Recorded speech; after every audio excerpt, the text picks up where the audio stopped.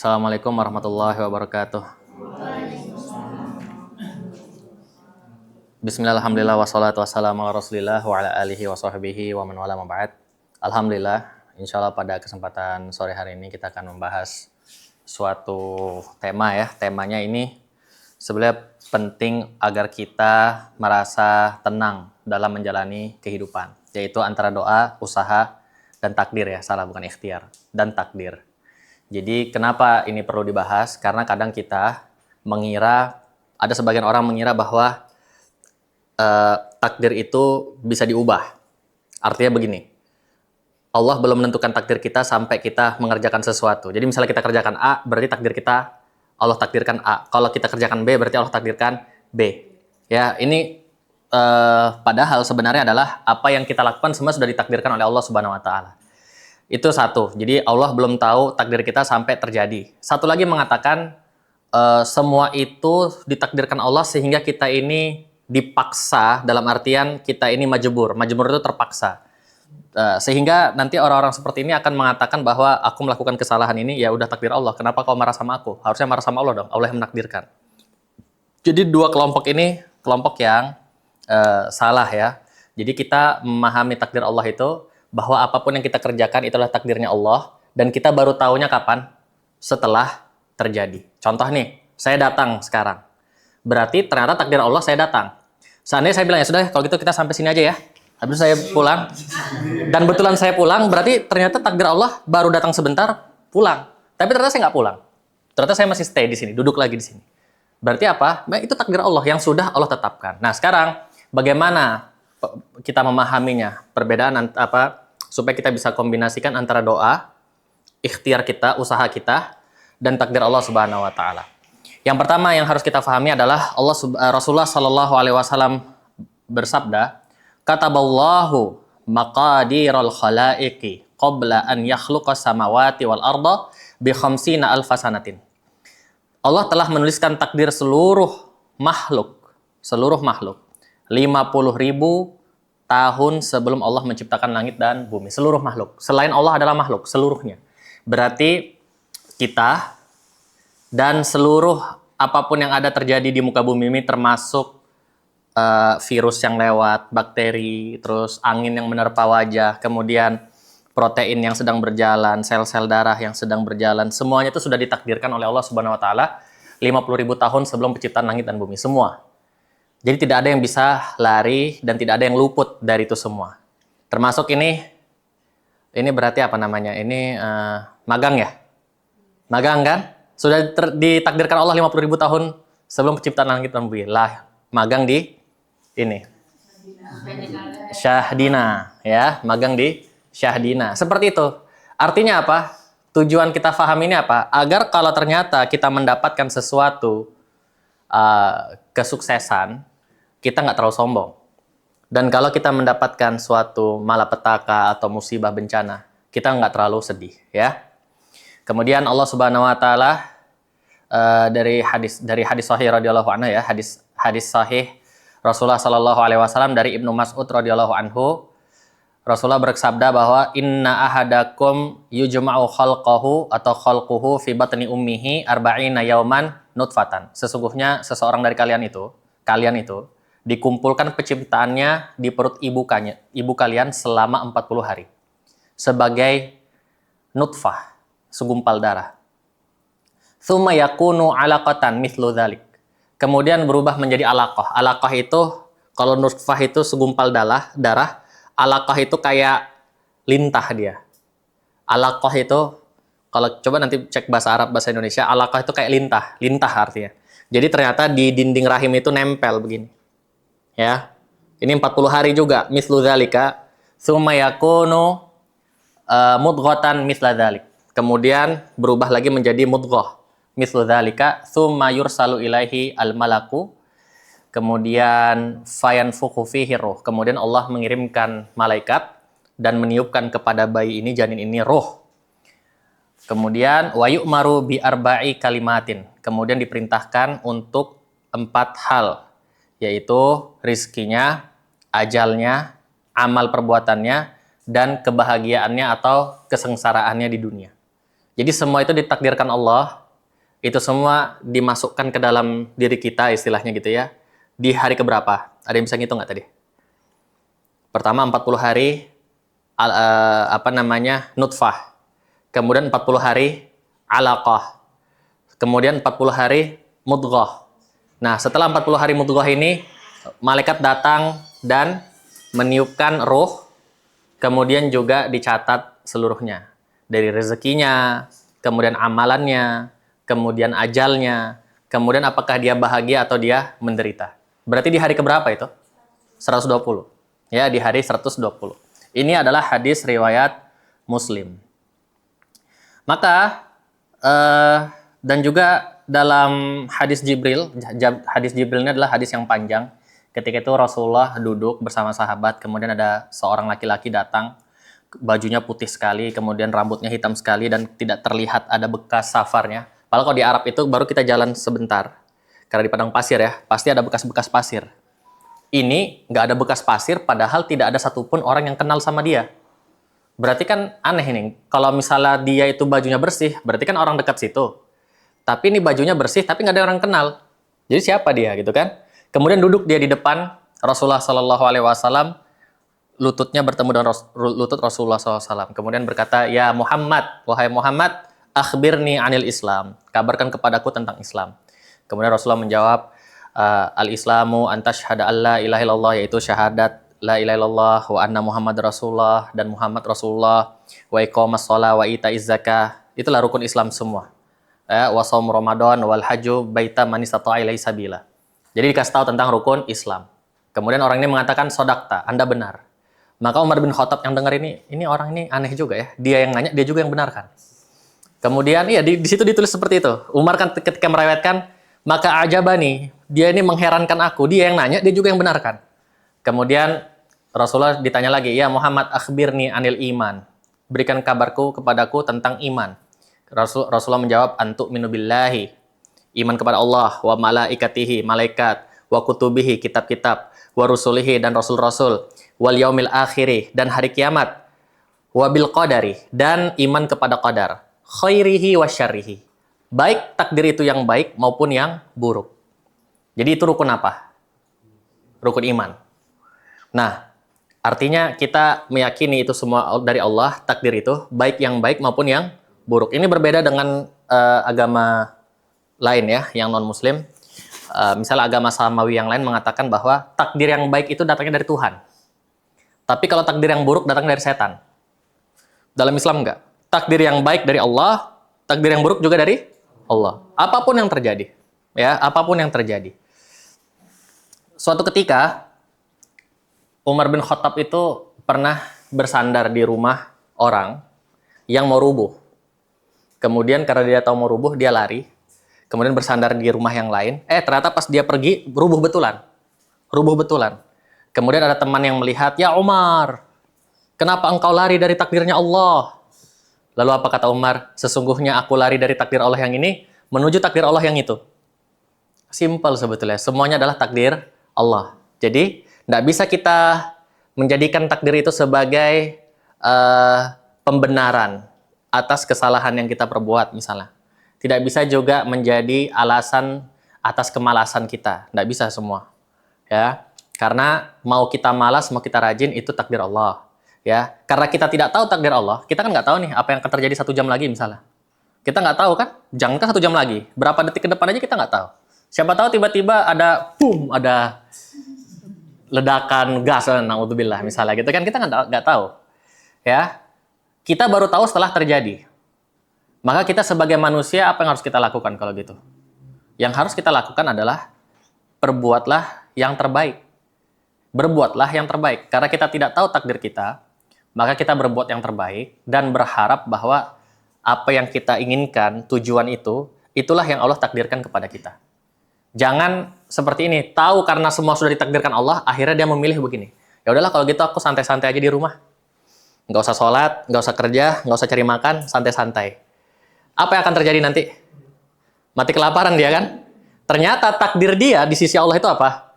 Ketika dia mendengar tentang kajian takdir di Syahdina, dia pun memilih untuk tidur baring selama 4 hari berturut-turut tanpa makan dan minum, dan akhirnya dia meninggal dunia. Ternyata itu takdirnya, gitu kan?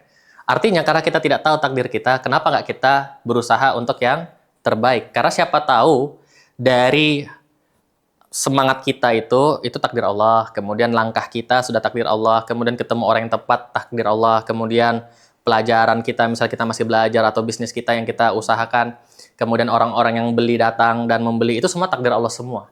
Ternyata kita ditakdirkan Allah menjadi orang yang sukses dunia dan akhirat, kan begitu kan? Amin. Tapi kalau mikirnya aja nggak ke situ, misalnya, malas semua udah ditakdirkan Allah, santai-santai aja. Berarti ternyata dia memang takdirnya apa? Jadi pemalas, ya, sampai mati dia, misalnya.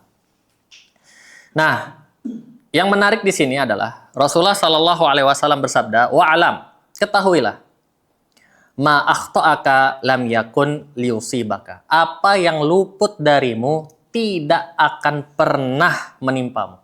Apa yang luput dari kita? Coba dulu aku begini ya. Coba dulu aku begini. Mikir begitu, seandainya pun bisa kembali ke masa itu, tidak akan pernah terjadi. Seandainya bisa kembali ke masa lalu, hal yang kita inginkan itu tidak akan terjadi. Karena apa? Karena apa yang luput tidak akan pernah menimpamu. Wa ma'asabaka lam yakun liyukhti'aka. Dan apa yang menimpamu tidak akan pernah luput darimu. Kayak kalian sekarang di Syahdina. Ya. Itu tidak akan luput. Keberadaan kalian di sini tidak akan pernah luput. Memang seperti itu sudah. Ya. Dan apa yang luput tidak akan pernah dapat. Ini kayaknya yang laki-laki bujang semua ya? Atau bapak-bapak udah nikah ya? Ya. Kalau yang mbak-mbaknya ini mungkin 5 orang yang nikah sudah. Atau gadis semua. Jadi yang sudah nikah ini percuma mikir, coba dulu aku terima si fulan. Ya. Coba dulu si fulan itu ya. Sekarang hidupku begini, sampai aku harus kerja di Syahdina. Ya. Coba seandainya sama dia, sekarang dia sudah let call. Sekarang dia sudah dan itu ya. Itu tidak akan pernah terjadi. Apa yang luput tidak akan pernah menimpa kita. Artinya apa? Kita sekarang lagi usaha nih, kita bisnis. Ternyata kesempatan itu lewat. Misalnya ada kesempatan yang lewat. Jadi itu walaupun kita tepat waktu, walaupun kita sudah siap seluruh kemampuan kita dan aset kita untuk mendapatkan itu, kalau memang tidak akan dapat dia. Artinya kalimat ini, hadis ini, supaya kita tidak terlalu banyak mikir masa lalu, coba aku begini. Karena nggak ada gunanya sama sekali. Ya, seandainya Allah berikan kita kemampuan untuk kembali ke masa lalu, itu pun tidak akan pernah kita dapat lagi. Kita sudah kembali nih, terus pokoknya aku harus bisa nih supaya dapat. Ternyata nggak dapat juga. Kenapa? Karena apa yang luput dari kita tidak akan pernah menimpa kita. Ingat itu baik-baik, supaya nanti apapun yang terjadi dalam hidup ini, kita merasa tenang. Ini kalian masih SMA? Ya, SMK ya? SMA. Nanti mau kuliah, mau ambil yang universitas yang terbaik. Ternyata nggak bisa dapat di situ. Akhirnya pilih yang berikutnya. Terus kalian menyesali kenapa nggak dapat dan seterusnya. Habis itu menyesali kenapa dulu begini dan begitu. Enggak. Karena memang itu dia tidak bisa kita dapatkan. Sudah luput.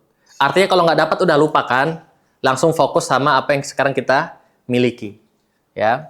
Karena kalau seandainya kita lama-lama dengan masa lalu, kemudian istilahnya nostalgia gitu ya, nostalgia ngingat masa lalu, atau juga menyesali gitu ya, itu cuma akan memperburuk masa depan kita. Akan memperburuk masa depan kita. Kenapa? Karena Allah Subhanahu wa Ta'ala berfirman, la in syakartum la azidannakum.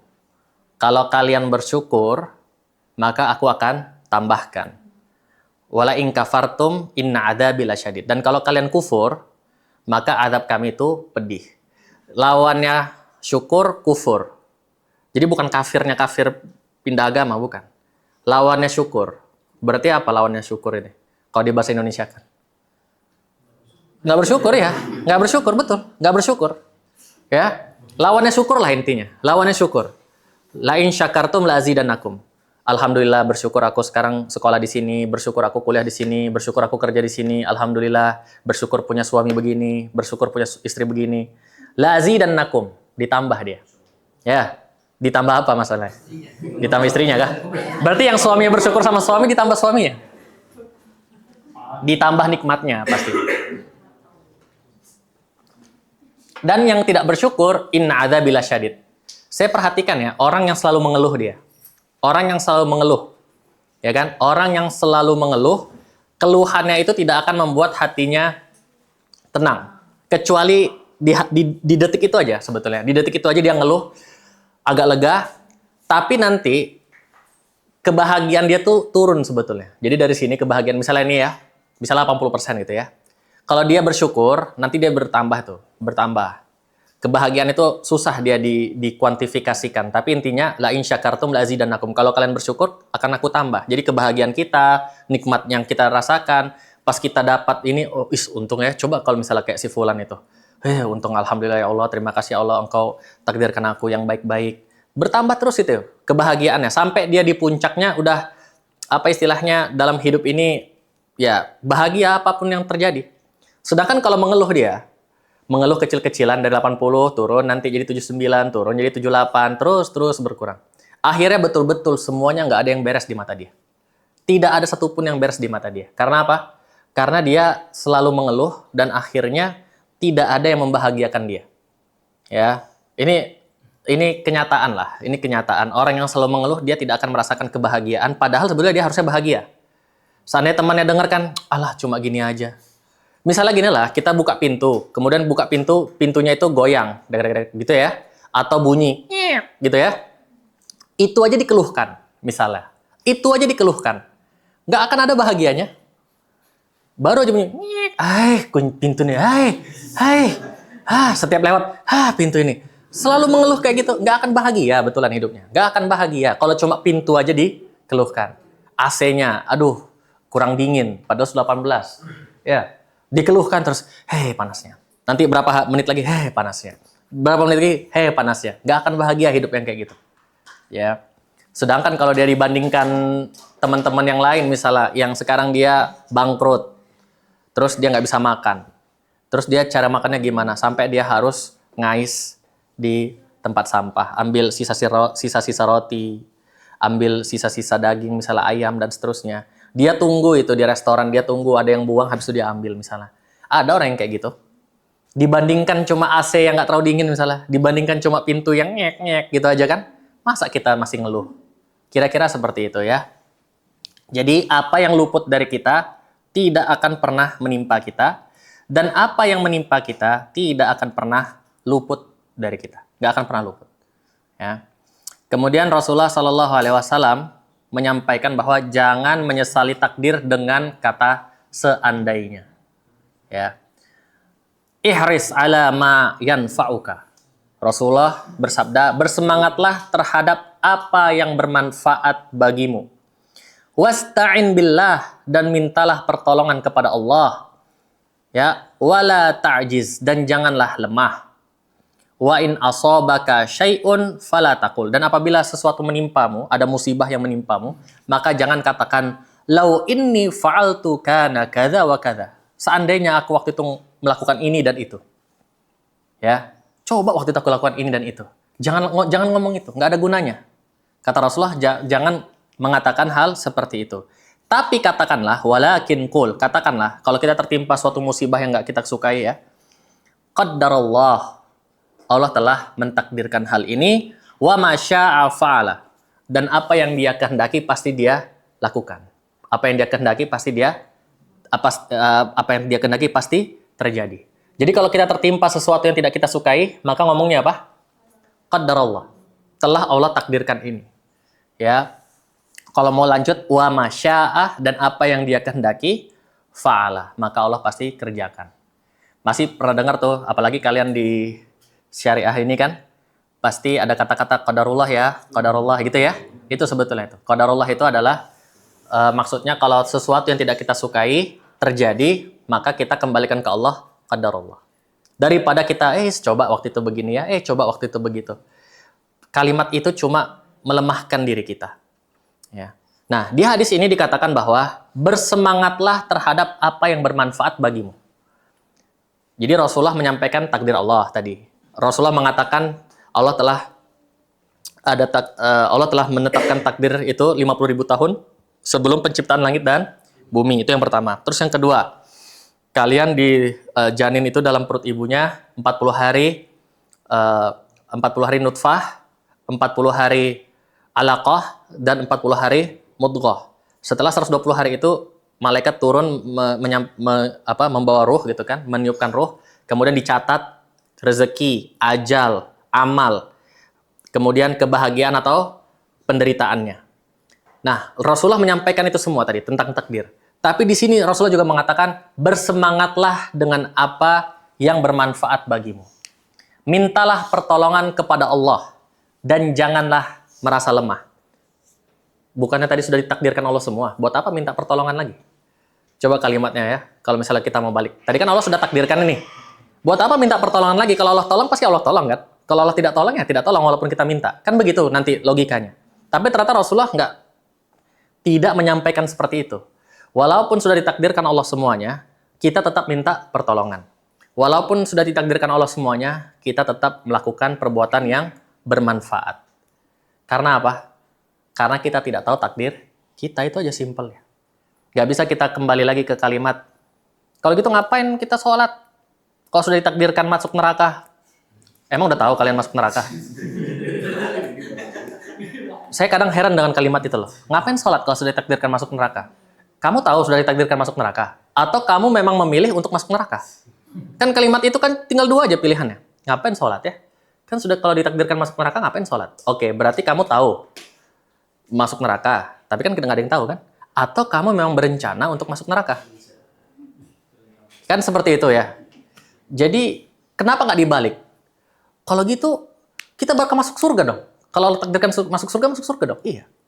Kan kenapa dibaliknya malah ke arah, kalau gitu ngapain kita melakukan kebaikan kalau sudah masuk neraka? Kebalik dong harusnya.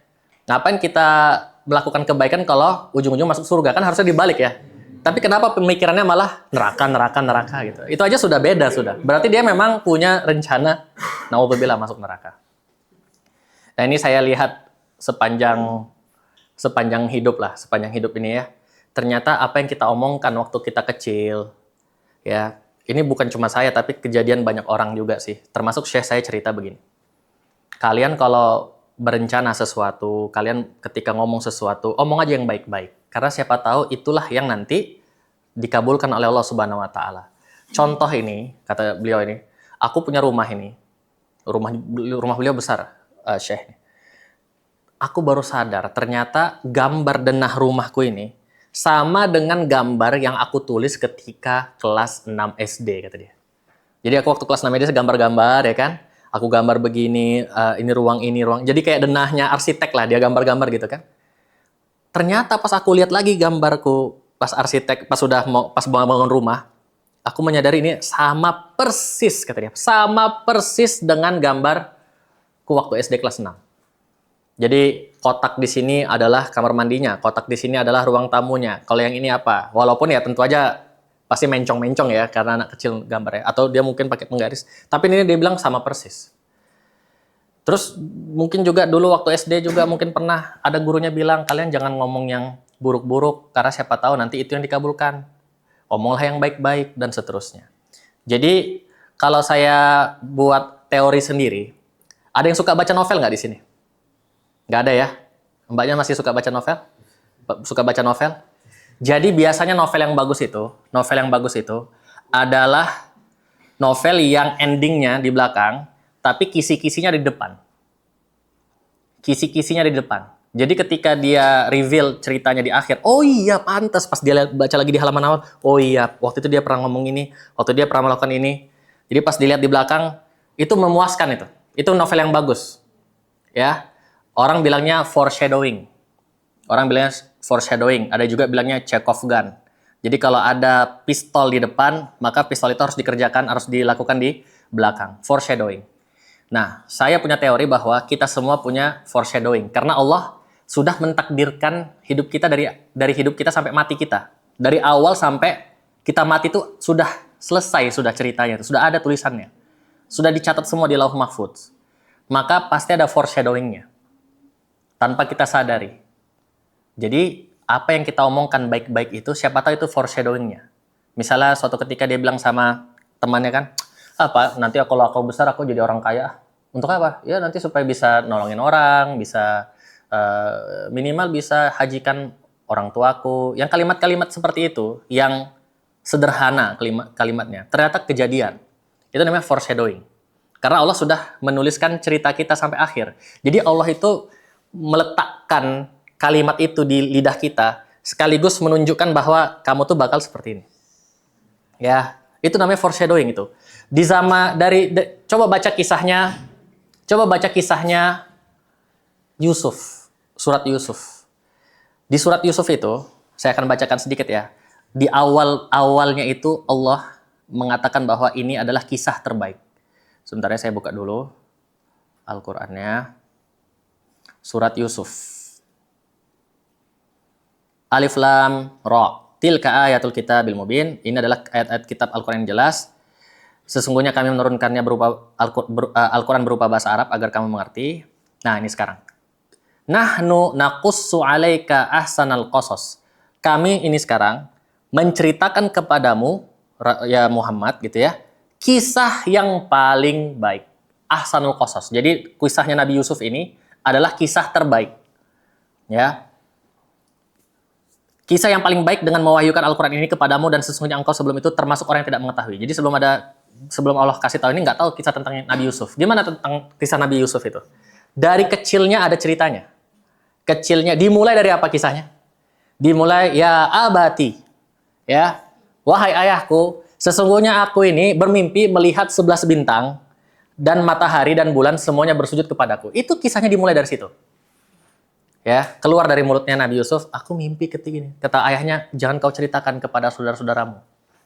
Takutnya mereka cemburu gitu ya. Kemudian apa? Ternyata Nabi Yusuf ini karena yang paling disayang orang tuanya sama ayahnya, dibenci sama abang-abangnya. Karena ini saudara tirinya ya, saudara tirinya dari istri yang berbeda.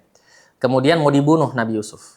Ternyata nggak jadi dibunuh karena saudaranya bilang jangan kalau kita bunuh, kita buang aja ke sumur. Akhirnya dibuanglah ke sumur.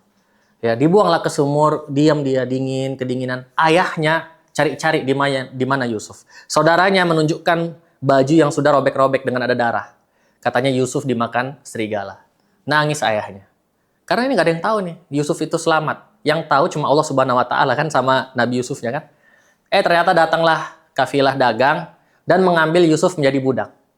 Coba lihat perjalanan hidupnya. Dari biasa saja ya kan, tapi dia sudah punya mimpi, foreshadowing, dia ngomong sama ayahnya. Aku bermimpi ada 11 bintang dan bulan, matahari, semuanya bersujud padaku. Ternyata setelah mimpi itu, ya nggak langsung terjadi. Tapi ternyata apa? Dibuang dulu, mau dibunuh, dibuang ini. Kemudian dijadikan budak, dijual ke Mesir. Itu jaraknya itu dari Palestina ke Mesir, itu jauh. Ya, udah nggak ada lagi orang-orang daerah situ yang tahu, ini kan anaknya si ini, Yakub. Nggak ada satupun, karena sudah beda negara. Human trafficking zaman sekarang sebutnya, ya human trafficking. Kemudian setelah dijual, ternyata dijual ke orang yang berpengaruh di Mesir. Akhirnya besar di bawah tanggungannya si orang pembesar ini, menterinya Mesir. Sampai dia tumbuh jadi pemuda, ternyata berubah jadi lelaki yang sangat tampan rupawan, sampai ibunya, sebetulnya ibu angkatnya, jatuh cinta sama dia, ya kan? Berusaha untuk menggodanya. Kemudian ternyata apa? Ternyata Yusuf memilih untuk dipenjara. Akhirnya dipenjara dia atas tuduhan yang tidak benar. Atas tuduhan yang tidak benar. Tapi Yusuf memilih untuk dipenjara. Dan dipenjaranya berapa tahun? 10 atau lebih. Jadi bukan 1 tahun 2 tahun, 10 tahun atau lebih. Sampai dia dikenal sebagai orang yang bisa menakwilkan mimpi. Kemudian dia menakwilkan mimpinya Firaun bahwa nanti ada 7 tahun kemarau, 7 tahun penuh dengan makanan, ya kan? Tapi kemudian disusul dengan 7 tahun kemarau. Nah ini kalau nggak kita siap-siap ini, 7 tahun kemarau ini habis semua 7 tahun yang sebelumnya. Akhirnya Nabi Yusuf diangkat menjadi bendahara Mesir. Kemudian beliau menghitung betul-betul panen, setiap panen disisihkan. Itu pun nanti sisihnya itu bukan butiran, tapi masih dengan buluhnya gitu ya, supaya nggak membusuk. Itu perjalanan hidupnya itu sampai umur 40, sampai umur 50 tahun, sampai akhirnya Allah takdirkan ternyata daerah ayahnya, yaitu di Palestina, juga kelaparan. Juga dalam keadaan tidak ada air dan seterusnya. Akhirnya mereka datang untuk minta makanan. Yusuf langsung tahu ini saudara-saudaranya. Tapi saudaranya nggak tahu kalau itu Yusuf. Coba bayangkan kisahnya itu ya. Kemudian akhirnya dikasih makanan, kemudian setelah itu datang lagi, habis itu dibuat Yusuf ditaruhnya emasnya raja itu ditaruhnya di salah satu adiknya ya, Binyamin. Kemudian ternyata hukumnya apa? Barang siapa yang mencuri maka jadi budak. Kalau ketahuan ditangkap maka hukumnya jadi budak. Akhirnya Binyamin ditangkap jadi budak. Padahal itu tadi makarnya siapa? Yusuf supaya bisa bareng-bareng. Akhirnya Yusuf bilang sama saudaranya, "Kamu balik dulu, bilang sama ayahmu datang lagi ke sini." Sampai akhirnya Yusuf bilang, "Sebetulnya aku ini adalah Yusuf." Ya, itu berapa kali tuh bolak-balik itu saudara-saudaranya. Akhirnya datanglah ayahnya. Sebelum ayahnya datang itu, ketika saudaranya datang membawa kabar bahwa itu adalah Yusuf, Yusuf memberikan kain. Kemudian nanti usap ke wajah ayahmu. Insya Allah nanti melihat kembali. Jadi saking sedihnya bapaknya sampai buta matanya. Sampai buta matanya. Kemudian ketika sudah dekat dengan kain itu, ayahnya bilang, "Kalaulah aku tidak takut kalian bilang aku gila, maka aku mengatakan bahwa aku mencium baunya Yusuf." Lalu saudara bilang, "Iya betul ayahku. Ini pakaiannya ternyata Yusuf adalah bendaharanya Mesir." Kemudian dibawa semuanya oleh Yusuf ke Mesir, ketemulah sama ayahnya yang sudah berpuluh-puluh tahun nunggu si Yusuf ini, yakin bahwa Yusuf masih hidup, sedangkan saudaranya bilang Yusuf sudah meninggal dimakan serigala. Ternyata kebohongan saudaranya baru nampak saat itu. Kemudian akhirnya semuanya di hadapan Yusuf bersujud. Dan akhir kisahnya apa? Akhir kisahnya Yusuf mengatakan sama ayahnya, "Wahai ayahku, inilah takwil mimpiku yang waktu itu." Kan bagus sekali tuh kisahnya itu ya. Jadi artinya apa? Kita apa yang kita omongkan itu bisa jadi tuh foreshadowing kita. Jadi jangan pernah ngomongnya macam-macam. Ya, misalnya saya dulu pernah ditanya, "Nanti kamu besar jadi apa?" Saya sering ganti-ganti, mau jadi pengacara, mau jadi apa gitu ya, jadi dokter, mau jadi ini. Tapi pernah saya tuh lama 1 tahun kayaknya ngomong, saya mau jadi Kiai Haji Zainuddin MZ. Ya, mungkin yang udah senior tahu tuh siapa itu Kiai Haji Zainuddin MZ. Itu dulu adalah dai sejuta umatnya Indonesia dulu. Ya, kayaknya lucu aja sih Kiai Haji Zainuddin MZ gitu kan. Ternyata sekarang berdakwah gitu. Kemudian hukumnya saya pelajari juga. Ngerti saya hukum Islam sekarang. Kemudian kalau jadi dokter ya mungkin dokternya bukan fisik ya, tapi dokter hati gitu ya. Ya kan, karena kan ruhiyah gitu kan. Nah, terus saya juga pernah bilang mau jadi ekonom. Ini sekarang udah ngambil S2 ekonomi syariah. Insya Allah mau lanjut S3-nya ekonomi. Kalimat-kalimat waktu kita kecil dulu itu bisa terjadi sekarang. Maka jangan pernah kita ngomong yang buruk. Jangan pernah ngomong yang buruk. Selalu aja ngomong yang baik. Yang pertama, siapa tahu itu yang dikabulkan oleh Allah. Dan yang kedua, itu menunjukkan husnuzon kepada Allah. Apa itu husnuzon? Husnuzon itu berprasangka baik. Husnuzon artinya berprasangka baik. Allah Subhanahu wa taala berfirman dalam hadis qudsi, berkata, sesungguhnya aku ini seperti prasangka hambaku terhadapku. Aku seperti prasangka hambaku terhadapku. Jadi sekarang kita prasangka kita kepada Allah apa? Kalau kita prasangkanya baik, tenang aja pasti Allah bantu. Tenang aja pasti Allah kasih jalan keluar. Tenang aja pasti Allah. Kalau gitu kita prasangkanya insya Allah betulan. Karena aku berdasarkan prasangka hambaku terhadapku.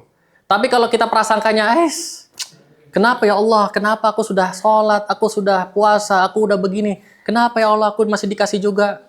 Ya, kenapa engkau takdirkan aku seperti ini dan seperti itu? Sama sekali nggak ada manfaatnya.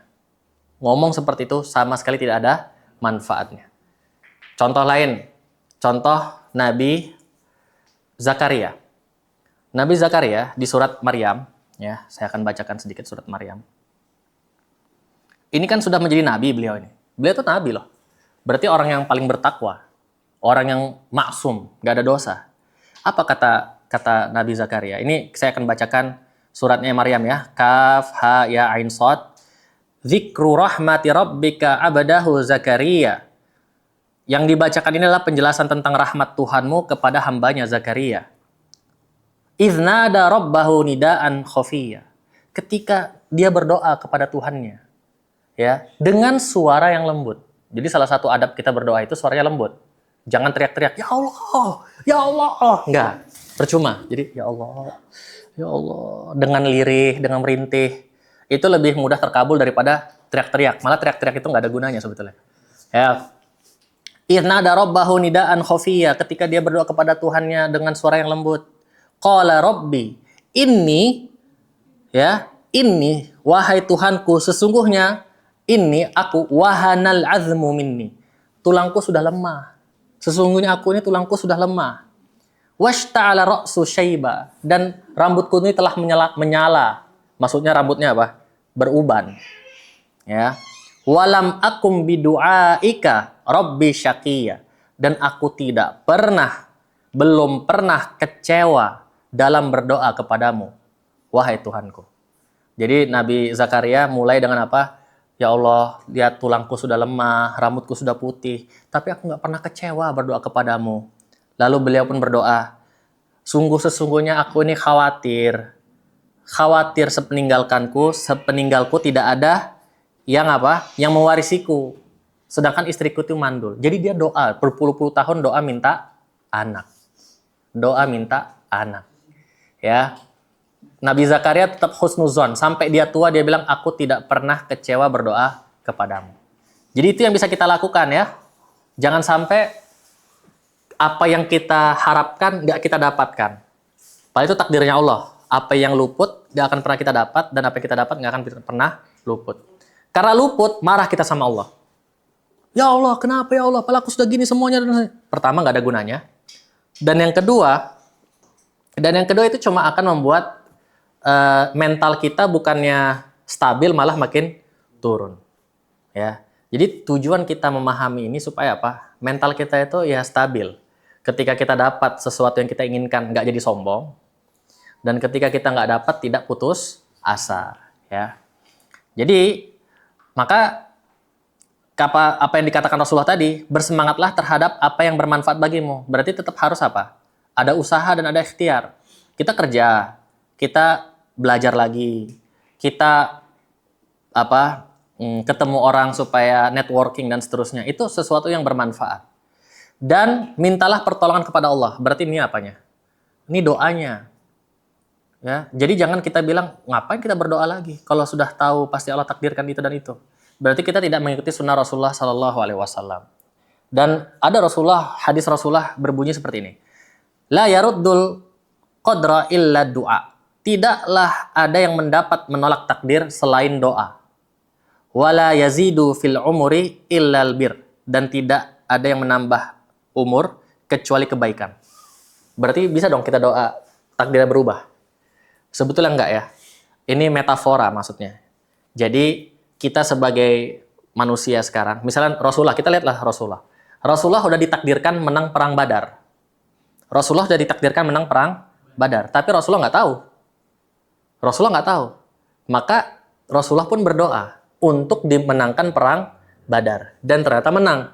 Maka kita sebagai manusia melihatnya, kalau kita melakukan itu kan, ya Allah, berikan aku ini ya Allah, aku sudah susah payah, kabulkanlah ya Allah. Ternyata kabul. Pasti kita bilang, alhamdulillah waktu itu aku berdoa seperti itu.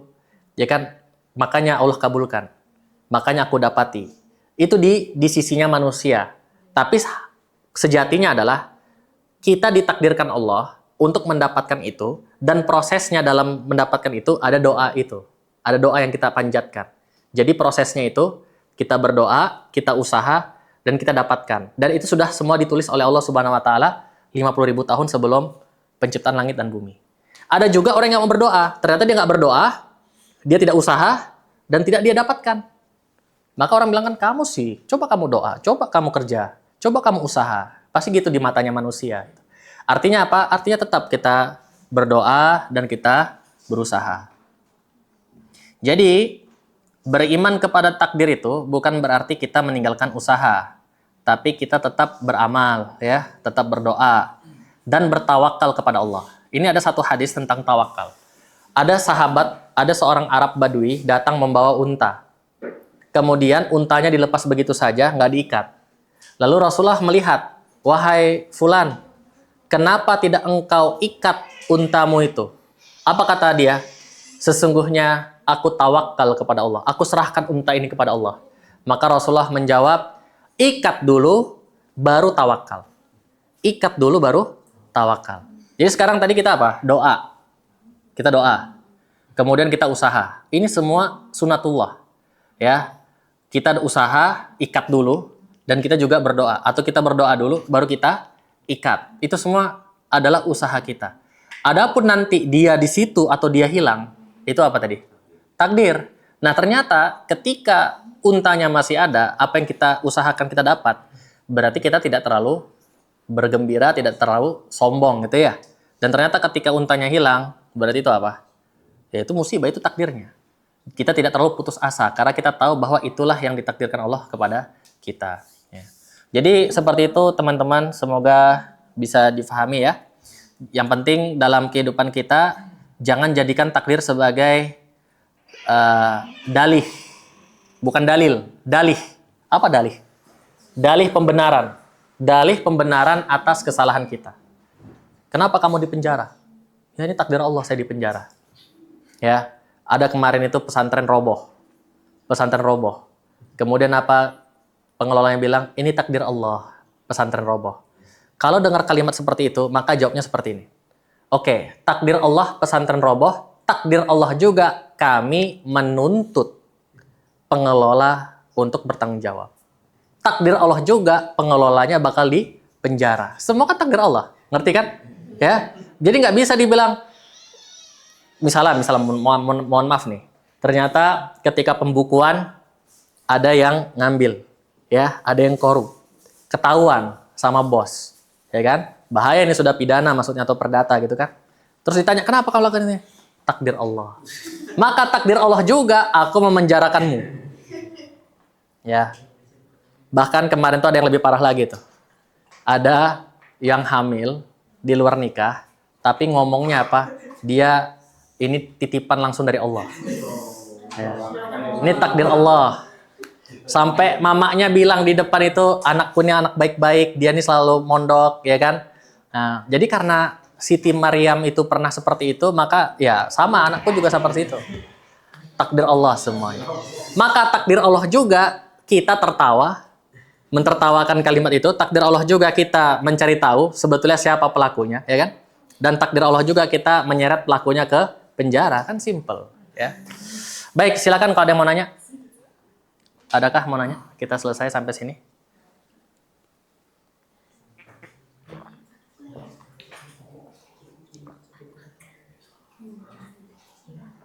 Kayaknya orangnya berbeda dengan yang waktu saya terakhir ke sini ya.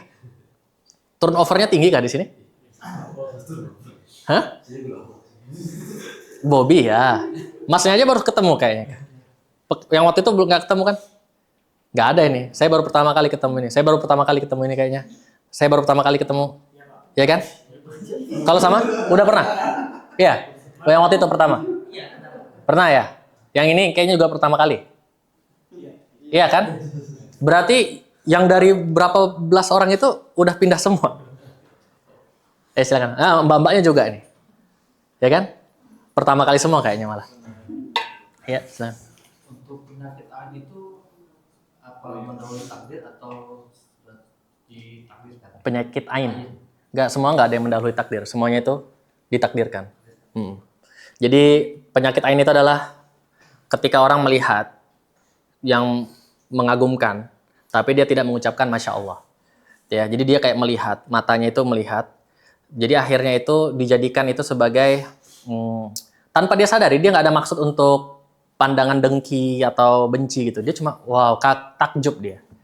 Ya, ternyata karena ketakjubannya dan dia lupa mengucapkan Masya Allah atau mengucapkan Tabarakallah misalnya, maka Allah jadikan pandangannya itu sebagai penyakit untuk dia nanti. Itu namanya penyakit ain, penyakit mata ya, pandangan. Bukan karena dengki, bukan. Jadi semuanya itu nggak ada yang namanya mendahului takdir. Nah sekarang mau tanya nih mbak-mbaknya nih, jodoh, kalimat jodoh kan takdir Allah tuh, ya kan? Kalau jodoh nikah sama dia, kemudian cerai, berarti nggak jodoh lagi. Gimana kalimatnya itu? Jadi sebetulnya jodoh itu adalah istilah kita aja orang Indonesia. Istilah orang Indonesia jodoh itu. Padahal istilah syar'inya atau istilah Islamnya ya takdir Allah menikah sama dia dan takdir Allah cerai sama dia, selesai. Tapi di Indonesia ini seakan-akan kalau jodoh itu, kalau sudah jodoh, maka tidak mungkin tidak berjodoh. Ya kan, betul nggak di kalimat kita itu? Kalau sudah jodoh, artinya nggak mungkin lagi tidak berjodoh, tidak mungkin lagi cerai.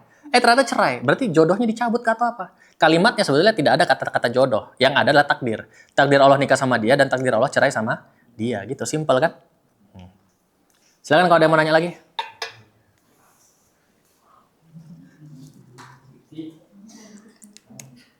Kelas berapa ini anak-anak ini?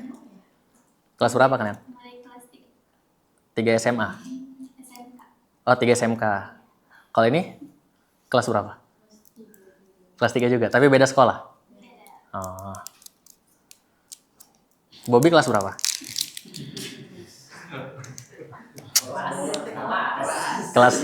Kelas heavyweight. Kalau nggak ada yang nanya, mari kita tutup dengan doa ya. Betul nggak ada yang nanya nih? Nggak nanya ujian nanti gimana? Emang saya tahu apa? Takdir Allah. Baik, mari kita tutup. Semoga bermanfaat apa yang disampaikan. Kurang lebihnya mohon maaf. Mari kita tutup dengan doa. Alhamdulillahilakal hamdu, alhamdulillahilaka syukru, alhamdulillah ala kulli hal ya arhamar rahimin. Allahumma sholli ala Muhammad wa ala ali Muhammad. Allahumma rzuqna ilman nafi'a wa rizqan thayyiba wa amalan mutaqabbala. Allahumma faqihna fid din wa alimna ta'wil. Ya Allah yang Maha Pengasih lagi Maha Penyayang, pada hari ini kami berkumpul dalam kebersamaan yang indah. Dengan hati yang tulus dan niat yang baik, kami memohon kepadamu, limpahkanlah rahmat dan kasih sayangmu kepada kami semua. Ya Allah, satukanlah hati kami dalam persaudaraan, harmoni dalam perbedaan, dan kehangatan dalam kebersamaan. Jadikanlah pertemuan ini sebagai tali silaturahmi yang kuat, yang membawa kedamaian, kebaikan, dan keberkahan bagi kami semua. Ya Allah yang Maha Pemberi rezeki, limpahkanlah kepada kami rezeki yang halal, yang berkah dan mencukupi. Mudahkanlah urusan kami, sehatkanlah tubuh kami, dan bahagiakanlah keluarga kami. Ya Allah yang Maha Menjaga, anugerahkanlah kepada kami anak-anak dan keturunan yang baik, yang berakhlak mulia, berbakti kepada orang tua, menjadi generasi yang membawa kedamaian dan kebaikan bagi sesama. Rabbana zalamna anfusana, wa illam taghfir lana wa tarhamna lanakunanna minal khasirin. Rabbana atina fid dunya hasanah wa fil akhirati hasanah wa qina adzabannar. Wa sallallahu ala sayyidina Muhammadin wa ala alihi wa sahbihi wasallam.